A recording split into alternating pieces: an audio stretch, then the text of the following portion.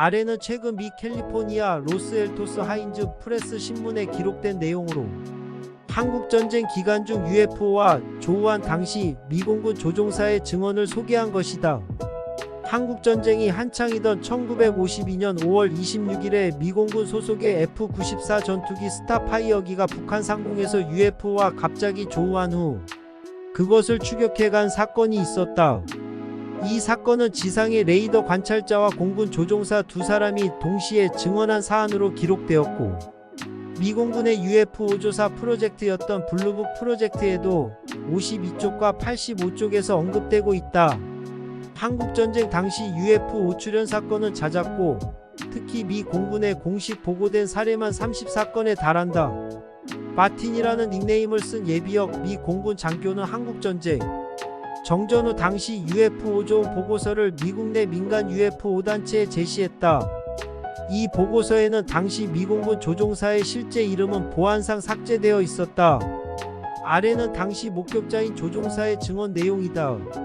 1952년 공군기지에 있던 중 새벽에 갑자기 사령실에서 정체불명의 비행체가 나타났으니 출격해 조사하라는 출동명령을 받았다. UFO 출현은 판문점과 북한에서 집중됐다. 그런데도 그런 역사가 있기나 했냐고 말하는 이 땅의 지식인들이 있다. 시간은 새벽 3시 20분경으로 나와 또 한 대의 공군기가 즉시 출동했다. 우리가 고도 25,000피트 상공에서 날고 있는 동안 우리는 눈부신 광채를 드러내는 미확인 비행물체가 시야에 들어왔다. 우리는 당시 이 알 수 없는 항공기가 적기에 미그기가 아님을 직감했다. 이 발광하는 정체불명의 비행체에 대해 레이더 기지에 계속해서 보고했다. 그런데 놀라운 것은 이 발광하는 비행체가 레이더상에서 보이지 않았을 뿐더러 아무런 비행기 소음을 내지 않았던 점이며 강력한 빛을 발하며 공중에 아무 소리 없이 떠 있었다. 이후 곧장 우리는 이 비행물체에 약 6,000야드까지 접근해 갔다.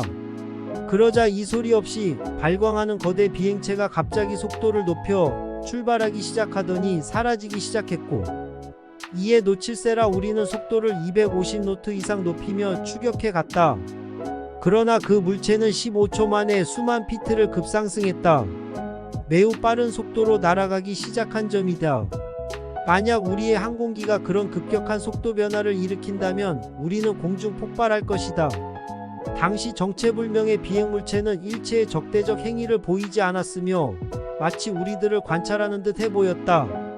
그러나 사라질 때의 비행 속도는 우리 항공기의 지식을 넘어서는 상상 밖의 것들이었다.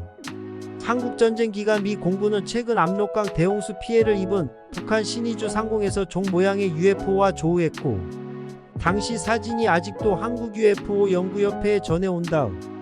외부 소식을 차단하고 폐쇄적인 사회인 북한은 1990년대 초반까지도 평양에 위치한 인민대학습당에서 UFO나 외계인 관련한 강의나 책들이 있었던 것으로 탈북민들의 증언은 전한다. 그러나 90년대 중반 이후 김씨 일가의 우상화에 반대되는 인간보다 우월한 존재인 외계인과 외계우주선 UFO에 대한 강의가 반인민, 반혁명적인 사상으로 배격 대상이 되면서 해당 강의를 하던 대학 교수와 강사들은 정치범 수용소로, 그 가족 친척들까지 연좌제로 모두 끌려가 비참하게 죽었다고 한다. 이후 북한은 고난의 행군 시기로 굶주림과 기아로 300만 명 이상이 사망했고, 주민의 고통은 극에 달해 탈북자들의 수가 기하급수적으로 늘고 있다. 그들 가운데 일부 주민들은 북한 내 핵 관련 시설에 나타난 기이한 불덩어리와 도깨비, 불, 귀신불을 목격한 사례가 일부 전해지고 있으나 UFO나 UAP에 대한 개념 자체가 없는 북한에서 이러한 소수 탈북민들의 목격 증언도 상당히 드문 편인 것이 사실이다. 심지어는 북한의 핵실험이 연이어 벌어진 함경북도 지역에서는 방사능으로 생긴 기형아의 낙태와 유산, 방사능 피폭 증상마저도 귀신병으로 몰아가고 있다는 탈북민들의 증언이 많다. 지난 문재양 정권 시기 문씨가 북한 독재자 김씨와 9.19 군사합의를 하던 시기 우리 UFO 연구 카페는 엄청난 정부의 탄압에 시달려야 했다.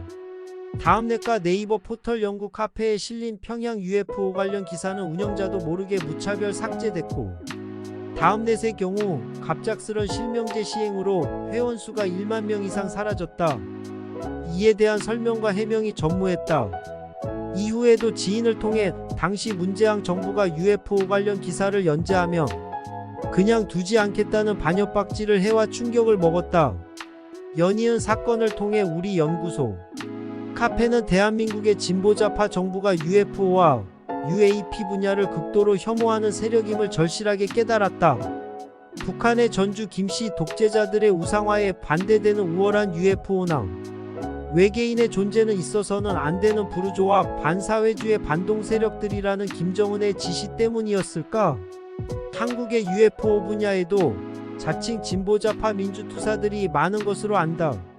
주요 관심층이 50대이기 때문이다.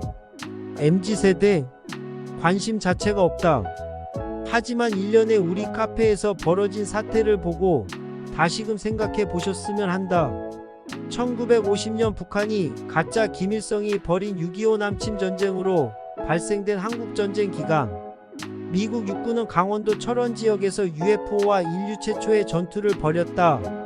또한 그해 9월 메가더 장군의 인천 상륙작전 당시엔 인류 최초로 미확인 수중 잠수물체 USO에 대한 미국 해군의 최초 목격 기록이 나온다. UFO보다는 귀신 불덩어리라 더 익숙한 4만 명에 달하는 한국 내 탈북민들의 증언을 통해 보았을 때 북한의 핵 관련 시설에도 UFO 오출현이 빈번했던 것으로 추정하고 있다. 대한민국 야당인 더불어만진당은 최근 북한 내 UFO 관련 정보와 관련된 국정원의 행태를 놓고 비판으로 일관했었다. 하지만 엽기적이게도 그들이 정권을 잡은 지난 문재양 정권 시기 더불어남로당은 북한과 평양 UFO에 대한 관련 자료를 카페 운영자도 모르게 무차별적으로 삭제하는 최악의 만행을 저질렀다. 마치 전두환 시절을 보는 듯 하다. 특정 정당 지지자가 아니지만 한국의 진보 좌파 정부가 UFO 분야를 어떻게 다루는지 피해자인 나로서는 뼈저리게 느끼게 되었다. 미 공군의 UFO 관련 역사 기록인 블루북 프로젝트에도 기록되어 있는 북한 지역 상공의 UFO 관련 정보를 왜 통제하려 드는 걸까? 툭하면 국민민주 인권 자주 진보 노동을 외치는 작자들이 아무리 생각해도 이해할 수 없다. 대한민국은 표현의 자유가 보장된 나라이다. UFO 외계 연구소